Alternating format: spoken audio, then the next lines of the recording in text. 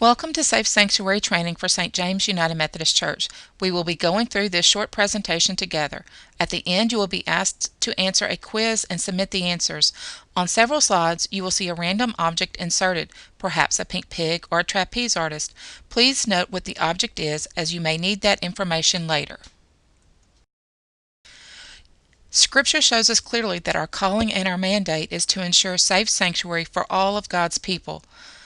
We want to not only prevent the occurrence of abuse, but also to prevent even the appearance of abuse, and we want to protect our staff and volunteers from false accusations and suspicions. The Safe Sanctuary policy applies to any calendar event on or off campus which occurs in the name of St. James that involves children or youth. This includes, but is not limited to, sporting events, field trips, mission activities, Sunday school parties, and much, much more. Let's start by defining what is abuse. In the Safe Sanctuary packet, you will find Appendix A. This provides the Arkansas law definition of abuse. For our training purposes today, we highlight three particular areas of abuse. The first is physical and emotional abuse. This is any act of omission or an act that endangers a person's physical or mental health. Physical and emotional abuse includes failure to prevent injury or harm to a vulnerable person. Please note that failure to prevent abuse is just as much abuse as an actually causing the abuse. This is called an act of omission. Abuse also includes the use of controlled substance, either allowing it to be used by the vulnerable person or an adult using it in the presence of a vulnerable person. And third, abuse includes causing or failing to prevent mental or emotional injury to a protected person. Now let's talk about sexual abuse. Sexual abuse is the sexual exploitation of another person or using that person in some way to satisfy sexual drives and desires. Examples include, but are not limited to, incest, rape, prostitution, romantic involvement with a child or youth, any sexual contact with the protected person, displaying sexual material, making suggestive comments, sexual contact, and much, much more.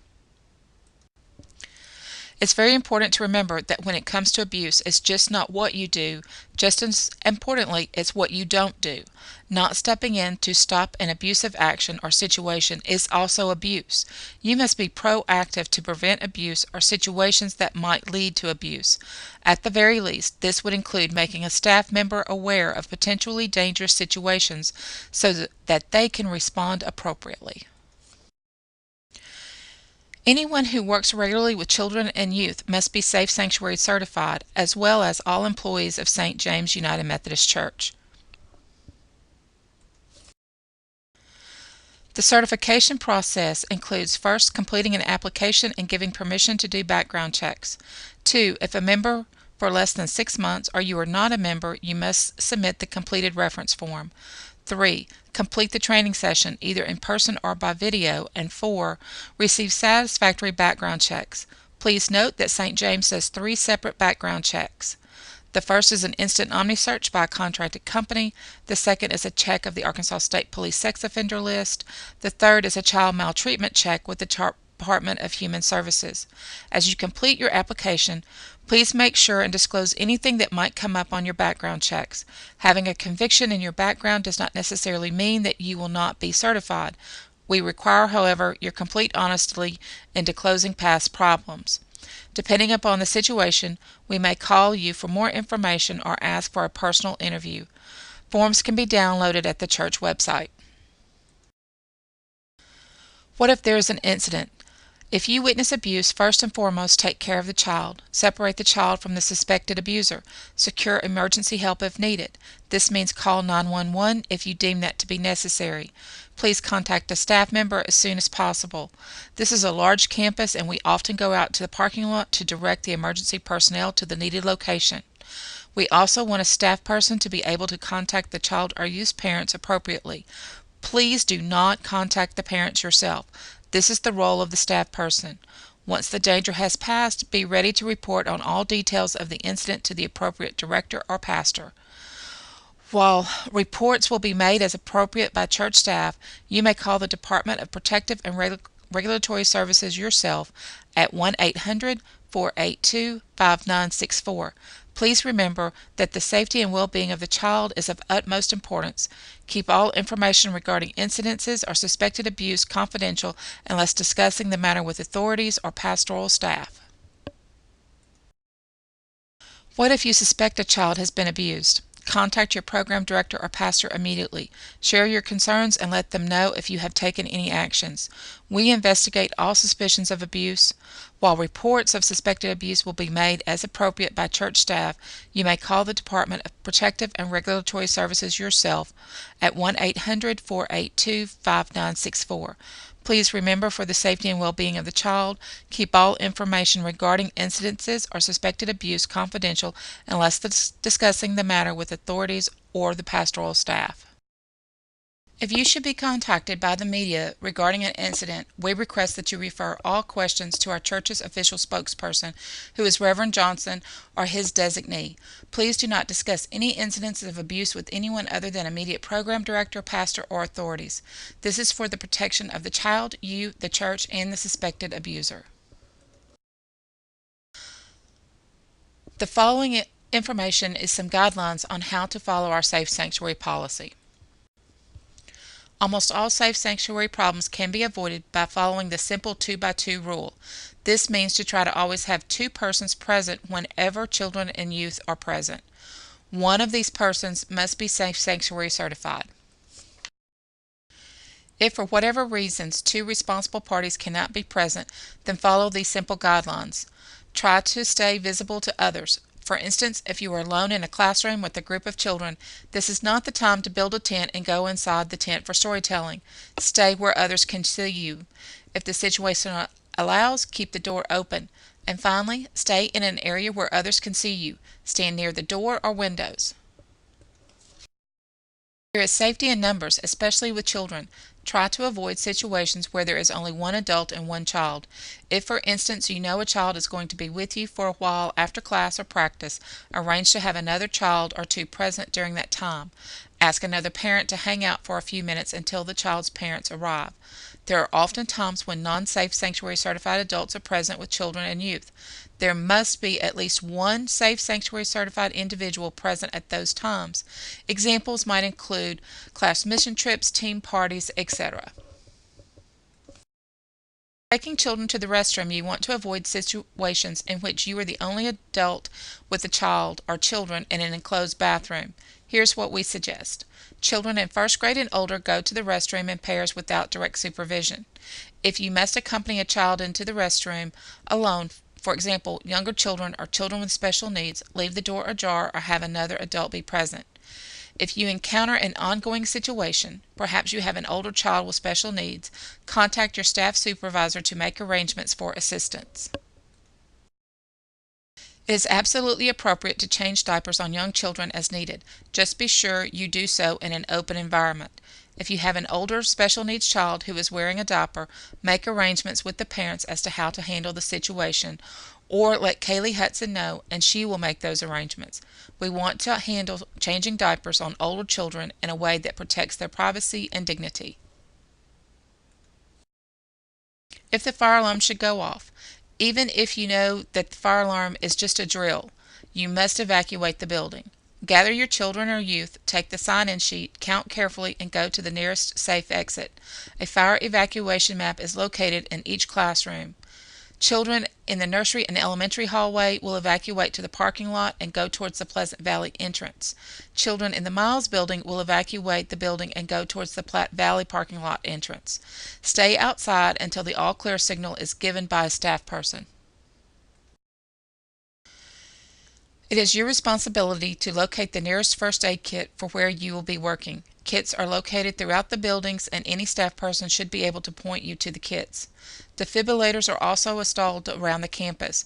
One is in the Lower Miles building, there is one in the hallway between the sanctuary and the Welcome Center, and there is a defibrillator in the CLC.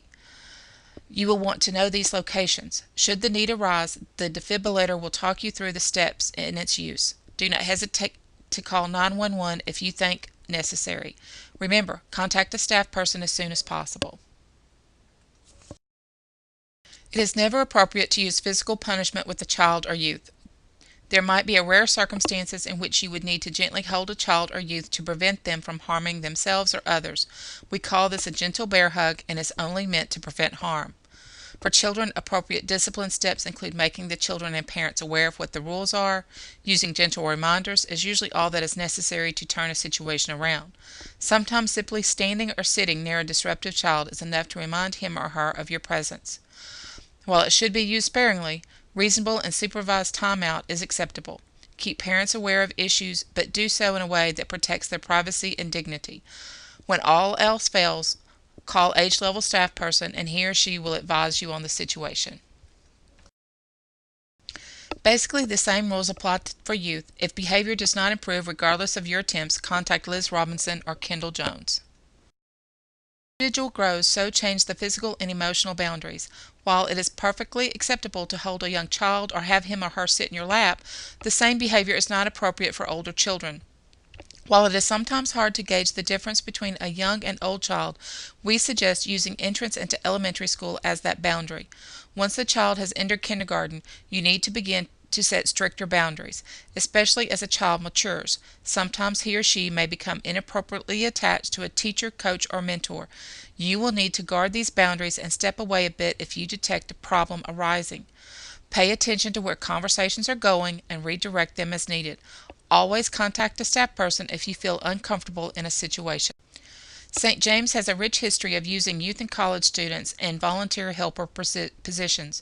Our wish is to continue this process as we believe it is one way in which youth can heed the call to be in ministry to others. In regards to children, youth may be used in helper positions with children, such as a small group shepherd with an adult at Vacation Bible School. Anyone under the age of 21 is considered an assistant leader and not in charge of other youth or children. Remember that there must be 4 years age difference between the oldest protected person and the volunteer leaders. In addition, all youth volunteers must also take the Safe Sanctuary training and complete the necessary forms. When staying overnight with children or youth, you will want to be particularly vigilant about following Safe Sanctuary guidelines. Female leaders will supervise female protected persons and males will supervise male protected persons in or adjacent to their sleeping quarters. Adults are not to sleep in the same bed, cot, sleeping bag, or camping tent with protected persons. Adults shall conduct themselves appropriately. This means changing clothes when protected persons are not in line of sight, respecting the privacy of protected persons, not consuming alcohol or illegal drugs, and, but not limited to, abstaining from profanity. Always remember that it is a great privilege to work with children and youth. If that privilege is violated, you will be removed from contact with children and youth, and the appropriate authorities will be contacted as required by law. Sexual misconduct is a big area of concern in today's world. We're going to give you some tips to avoid the appearance or actions of sexual misconduct. First, be a good example. Treat everyone with respect. Second, stick to handshakes. Obviously, there are times when a hug is appropriate. Just be smart and aware of the situation. Ask yourself these questions. Would I act this way if my spouse or significant other was present? Would I want someone to act this way to my spouse, my child, or my significant other? If the answer is no, then walk away. You are going to be dealing with persons who have many different levels of sensitivity when it comes to interpersonal interactions. Be careful with what you say and avoid sexualized language. Don't use words like sexy or hot. It might be best to just avoid comments or compliments of a personal nature unless you are sure how they will be received. To give a compliment to a close friend is one thing. To someone you don't know is another. Be aware of others' personal space. If you have any indication that a person is uncomfortable, back away. When it comes to sexual misconduct, remember this. It is not just the intent that matters. It is how it is received that is also the issue. So play it safe in your interactions with others. If you have questions regarding Safe Sanctuary, please contact one of the people listed on this slide. You can also pick up a booklet that has more details from our church website, or they are also available through the nursery, children, or youth ministry offices. Depending on what area of ministry you are involved in, your staff supervisor may wish to add some comments to this training prior to your beginning your ministry. Thank you for participating in this training session. While it's fresh on your mind, take the quiz on this presentation.